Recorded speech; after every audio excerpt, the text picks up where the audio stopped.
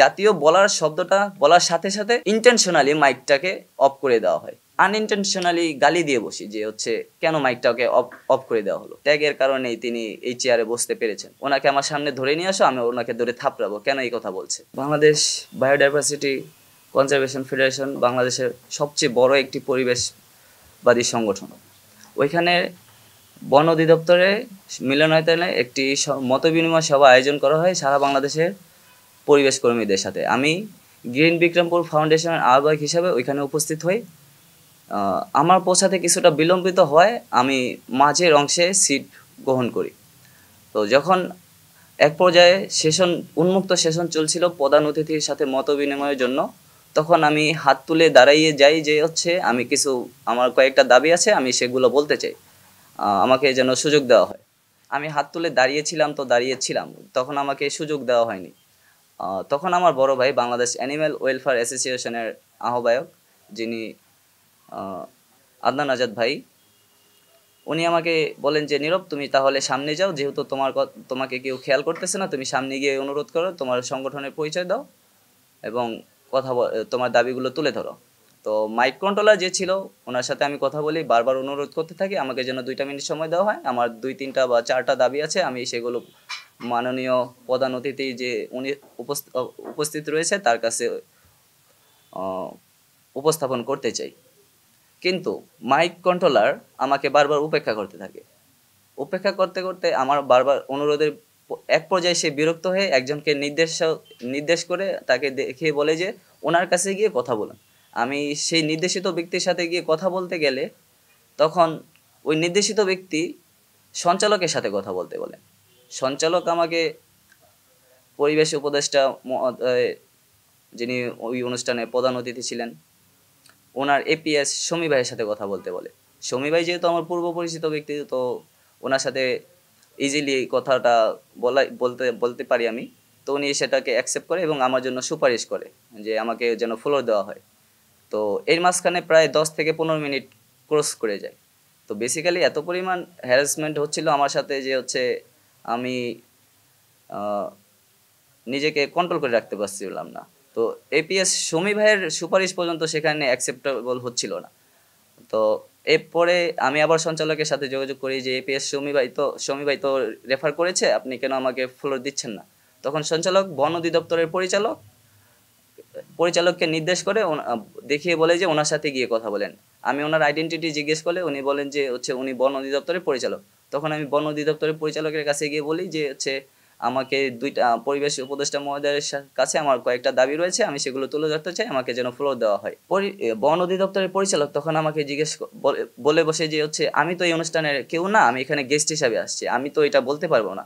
এখানে যারা আয়োজক কমিটি রয়েছে তুমি তাদের সাথে যোগাযোগ করো, যেহেতু আমি জুনিয়র সে হিসাবে তিনি আমাকে তুমি করেই বলেছে। তো দ্যাটস আই ডোন্ট মাইন্ড। তো উনি আবার আমাকে বলে বসেন যে হচ্ছে তোমাকে এই কথা কে বলেছে যে আমাকে দিয়ে বলালে এটা অ্যাকসেপ্টেবল হবে। তখন আমি সঞ্চালককে নির্দেশ করি। তখন আবার মাননীয় প্রধান অতিথি হচ্ছে বাংলাদেশ বায়োডাইভার্সিটি কনজারভেশন ফেডারেশনের নবনির্বাচিত কমিটি ঘোষণা করেছিলেন। তো সঞ্চালক মাননীয় প্রধান অতিথির পিছনে দাঁড়িয়েছিলেন। তো আমি বন অধিদপ্তরের পরিচালককে দেখিয়ে দিই যে যিনি পরিবেশ উপদেষ্টার পিছনে দাঁড়িয়ে রয়েছেন তিনি হচ্ছে সঞ্চালক এবং তিনি আমাকে আপনার সাথে কথা বলার জন্য দেখিয়ে দিয়েছেন। তখন তিনি আমাকে বলে বসেন যে ওনাকে আমার সামনে ধরে নিয়ে আসো, আমি ওনাকে ধরে থাপড়াবো, কেন এই কথা বলছে, এটাই বলেছিল বেসিক্যালি।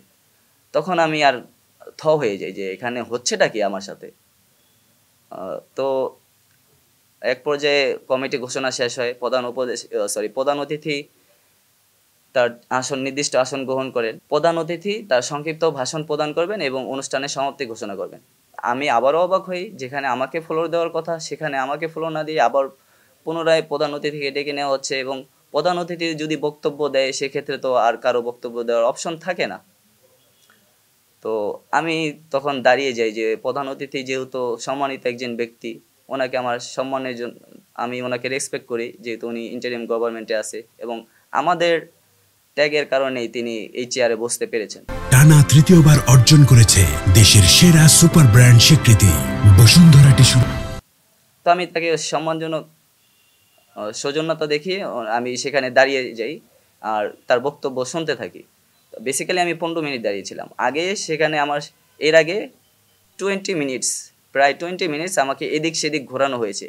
এরপর 15 মিনিটস প্রধান অতিথি ভাষণ দেয়, দ্যাটস মিন টোটাল 35 মিনিটস আমাকে হ্যারাসমেন্ট করা হয়, যে বিভিন্নভাবে এদিক সেদিক এলোমেলোভাবে ঘোরানো হয় যে আমাকে ফ্লোরটা দেওয়া হবে না। তো বেসিক্যালি আমার দাবি ছিল 4টা। একটি দাবি হচ্ছে মুন্সিগঞ্জ অঞ্চলে, যেহেতু নদী বেষ্টিত অঞ্চল, বাংলাদেশের অন্যতম প্রধান 3টি নদী পদ্মা, মেঘনা এবং ধলেশ্বরী এই মুন্সিগঞ্জ অঞ্চল দিয়ে প্রবাহিত হয়েছে। তো এখানে অবৈধভাবে বালু উত্তোলন, ড্রেজিং, তারপরে নদী ভাঙ্গন সহ বিভিন্ন ধরনের সমস্যা রয়েছে। ইটভাটা সহ নানাভাবে পরিবেশ দূষিত হচ্ছে।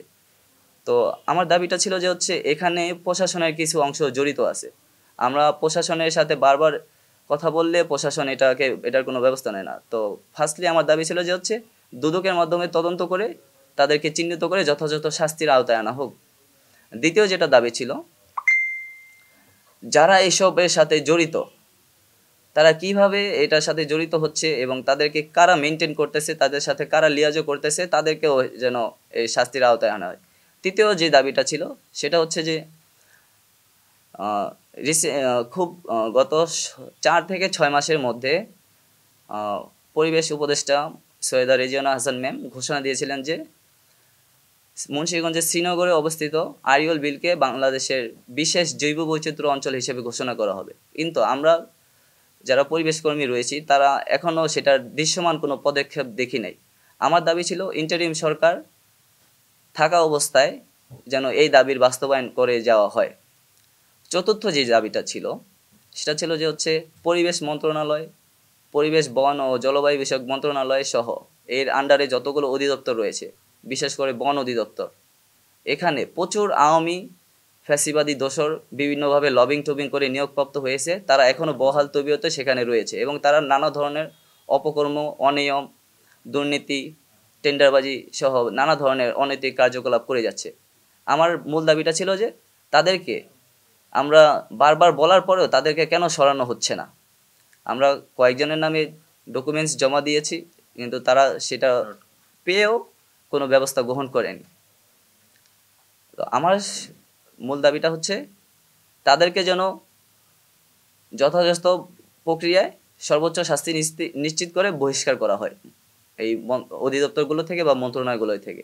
এই 4টি দাবি ছিল। এই 4টি দাবির মধ্যে একটি দাবি হচ্ছে এই এই সর্বশেষ যে দাবিটা রয়েছে সেটা কোনো একভাবে আমার মোবাইলের নোটসপ্যাড থেকে লিকেজ হয়ে যায় এবং সেটা বন অধিদপ্তরের বিভিন্ন মহলের কর্মচারীদের কাছে চলে যায়।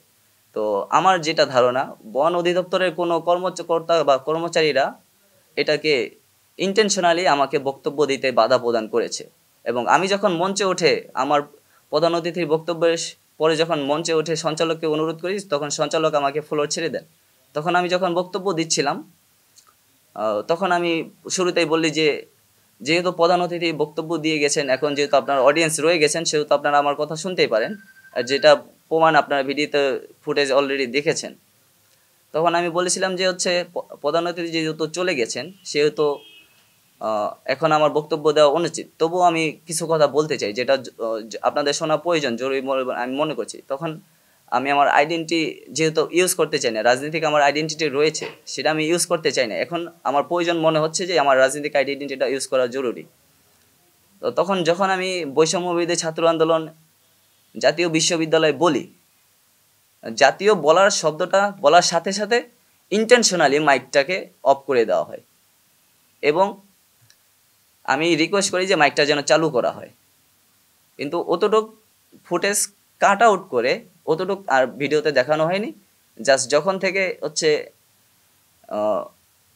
কি বলে ওইটাকে, আমি যখন এক পর্যায়ে মেজাজ হারিয়ে বা খুব বসিত,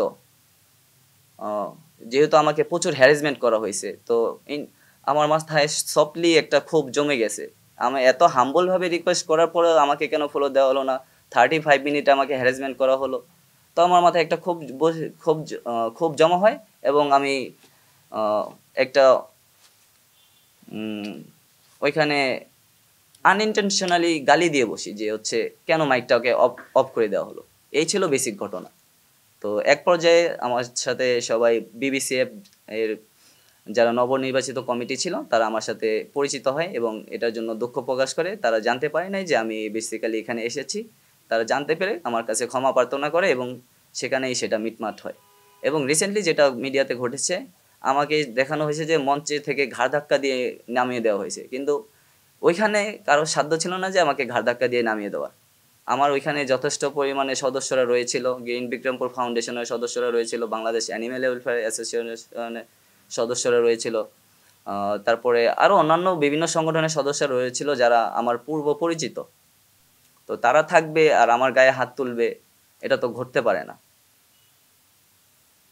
তো আমি বিভিন্ন মিডিয়াতে লক্ষ্য করেছি যে আমাকে মঞ্চ থেকে ঘাড় ধাক্কা দিয়ে নামিয়ে দেওয়া হয়েছে। তো কোথায় আমাকে ঘাড় ধাক্কিয়ে নামিয়ে দেওয়া হয়েছে সেটাকে একটু যদি চিহ্নিত করে আমাকে দেখানো যেত, তাহলে আমি এটা মেনে নিতাম যে আমাকে ঘাড় ধাক্কা দিয়ে নামিয়ে দেওয়া হয়েছে।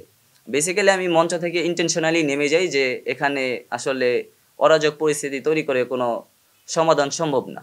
আমার দাবি যেহেতু পরিবেশ উপদেষ্টার কাছে, তিনি যেহেতু চলে গেছেন, আমি সেহেতু তার সাথে পরবর্তীতে একসময় বসে এটা নিয়ে আলোচনা করতেই পারি। তো আমি মঞ্চ থেকে নিচে নেমে যাই, একজন সে সময় আমাকে টান দেয়। তো ওইটাও আবার ক্যামেরাতে রেকর্ড হয়। আবার একটা ব্যক্তি আমাকে ধাক্কাধাক্কি শুরু করে, ওইটাও ক্যামেরাতে রেকর্ড হয়। তো ধাক্কাধাক্কি করে এটাও সত্য, তবে ঘাড় ধাক্কা দিয়েছে এটা কোনোভাবেই সত্য বলে আমি মনে করছি না। যদি আপনাদের কাছে কোনো ডকুমেন্টস থাকে তাহলে আপনারা হাজির করুন, আমি সেটা মেনে নেব।